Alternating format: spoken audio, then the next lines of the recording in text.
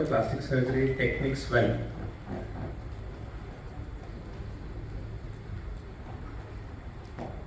And in this, I see these are the kind of ulcers which are there, and all these cases will come under the bracket of wound and diabetic foot care.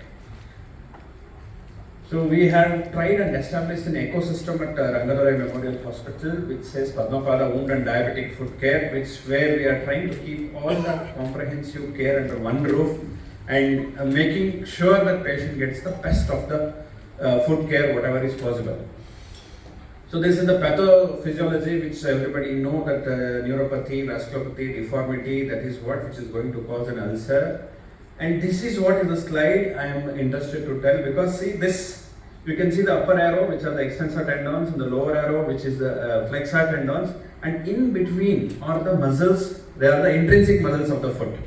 In a diabetic foot case, the extensor and flexor tendons are still working normally, but because of the motor paralysis that's happening due to neuropathy, the intrinsic muscles are what are going into a trouble. So now, because of the attitude of the patient, weight bearing, and because of the footwear usage, because of the repeated infections that's going to happen, and because of the previous surgeries, this system is becoming weaker. So this weak system now is being pulled by two other systems. So it will add to the foot deformity that is coming up. So there may be a forefoot collapse, there may be a midfoot collapse, there will be arch elevation, arch depression, or a calcaneal prominence because of these things that are happening inside the foot. It is very important to analyze this. If we don't analyze this, we will not be able to give a solution to the patient. Most of the patients are in this stage. We need to address the patient in this stage in order to make sure we don't go to the bigger stage, in a neglected stage. This is a stage where all our pre-flaps, all our vacuum dressings, advanced wound cares, or all those things come. But somehow this stage is neglected.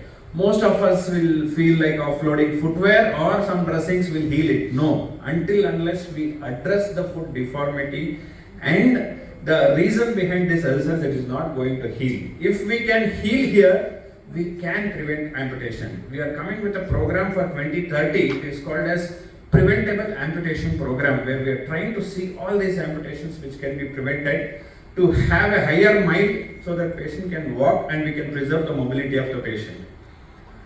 So this is what we have designed, a new paradigm. In this it's a regular thing what a lot of our plastic surgeons are doing. We are trying to combine at one place and try to see whenever a wound comes, see in these three angles.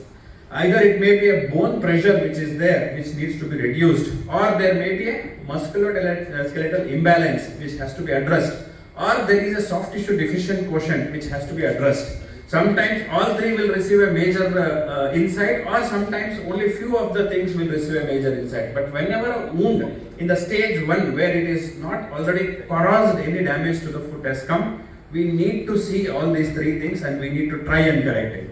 So we'll analyze how this happens. See, it's a simple ulcer. X-rays are very useful in diabetic foot. We have started classifying the X-rays also like grade 1, grade 2, grade 4, where grade 1 is no bony deformity, still having a foot ulcer. Grade 2 is some subluxation dislocations causing a foot ulcers. Grade 3 is with complications like osteomyelitis, and grade 4 is completely destructed foot architecture. So see this, you can see there is a thing which is causing a subluxation of the second toe. If we go back and analyze what has caused this subluxation is intrinsic muscle paralysis. The balance of the flexor and extensor tendons have changed. The extensors are pulling one end and flexors are pulling other end, which is causing a claw deformity of the foot. When this increases, there is a subluxation happening. Now the bone pressure is acting on that area and it is causing a soft tissue deficit. Unless we correct these three things, it is not going to heal. And if we don't correct, if we achieve some healing in offloading or giving rest to the patient, whenever he walks, it comes back. So the next similar cases where there is a midfoot problem happening. Midfoot problem mainly happen because of the weight and the walking architecture. You can see there is a complete destruction at the midfoot joint. That's a Charcot joint. There are a lot of theories how it will develop. But at the end of the day, you can see the bony pressure that is there and the extensor tendons pulling the forefoot architecture up. And this bony architecture, until we address it, bony pressure, it will not going to heal. Same thing, it is left with a lot of soft tissue deficit. That also needs augmentation. A similar case where patient is I see this in manual workers, foot laborers or farmers, where they use their foot for walking on hard surfaces, a prominent spur which has been growing, and once the patient loses his sensation and the patient starts to walk on it, he will not realize that there is a trophic ulcer that is happening, and that will infect and patient comes with problems like this. So it is very important to address all these questions so that we will get a good healing. One more patient with the medial foot collapse, maybe congenital, but once he develops diabetes, his wounds are not healing. Lot of times plastic surgeons have done skin grafting on it, given offloading shoes, but it is not healing because the underlying all pathology is not understood and not treated well. So same in the lateral aspect of the foot, which has caused the foot ulcer. And see, this is one patient, we do a lot of forefoot amputations for. Patient has come with a trophic ulcer, some infection somewhere in the web space, but we have done a forefoot amputation. But still patient's problem is not solved. He is still coming back with one more ulcer. If you just see the x-ray, you can see how much of tendinous shortening that is happened. Because of that, there is a prominence of the bone and the bone completely pressing on the whatever stump remaining, and the ulcer is kept on happening. Finally, this patient will come with some more infection someday and it will go to a forefoot below knee amputation. So it is very important to understand all these things and then treat. So few cases I have selected. See, this is a patient with IP joint ulcer where the windlass mechanism we have to understand, the plantar fascia and the ligament connecting the distal phalanx to the MTP joint. These two are very important. We need to address for this wound to heal.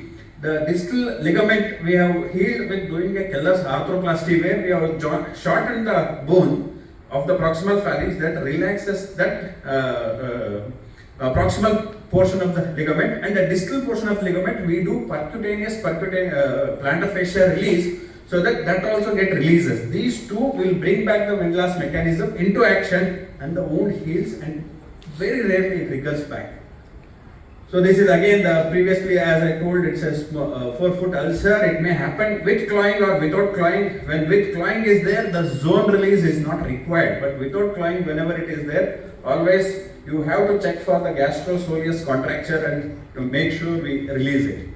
Similarly, ulcer at the head of the metatarsal, if at all bone we have problematic, we remove the bone and we do extensor tendon transfer to the remaining stump. If bone is no problem, we directly transfer it, so that when we correct that musculoskeletal and bony changes, most of the time soft tissue heals and may not require a lot of augmentation. This is one more case. And this is a very tough case. A lot of times patient has got operated, skin grafting done, long because of this trophic ulcer. The main important thing is, if you see at the x-ray, there is a lot of fusion that is happening in the forefoot, so that forefoot mechanism only is not there. We have just done pan-metatarsal excision, so that we got the forefoot flexion that is going to happen. With this, patient wounds have healed, and when the strike and lift off phase, he is able to get the pressure relieved. So, and this case is a midfoot ulcer. This you can see the bony spur which is there on the midfoot. It's very important that we address that bony spur. We nicely grind it or excise it and then augment the tissue. Here soft tissue requires care. If soft tissue is not taken care, again that it is going to come back. This is the patient after 1 year of healing. You can see the nicely healed foot and he is walking with foot without any problem. Similar case. And this particular patient had a very tight EHL. He was not able to flex his toe at all, and this causes excessive load on the midfoot. So we have just done EHL release and grafting to the trophic ulcer which was there. It has healed very well without having any problem. 1 year, he is still walking. All the persons require one proper shoe, but still the healing will be better and the recurrence is very less. This is the patient with midfoot collapse. We have transferred peroneus longus tendon to the tibialis anterior tendon to lift the midfoot so that the pressure is not falling there. Also, we have excised the whatever bony prominences are there, and we have just done a simple skin grafting. And this is the healing that is there. Patient is walking around without any problem. Similarly, the heel ulcers, which we have used this tri-prong BMT approach and tried to solve these wounds. So the idea of using this is, if we analyze the wound in all these three dimensions, we can heal the wounds better, and the recurrence rate of ulcers are very less.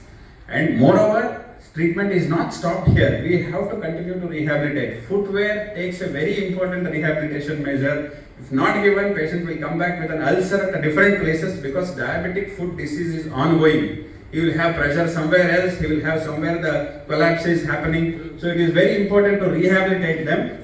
And more, we have a program where a patient keeps on sends the selfie to the our dedicated cell number.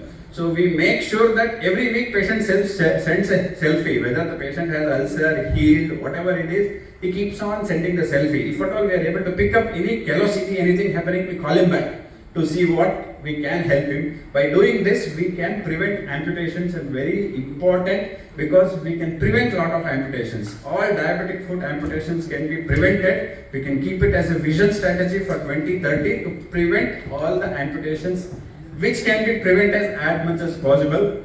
So the take home message is, let us analyze in all the three dimensions and try to give a wound, healed wound, which doesn't come back. Thank you. Thank you, Dr. Pradeep. We call upon Dr. Babu for ankle ulcer treatment protocol.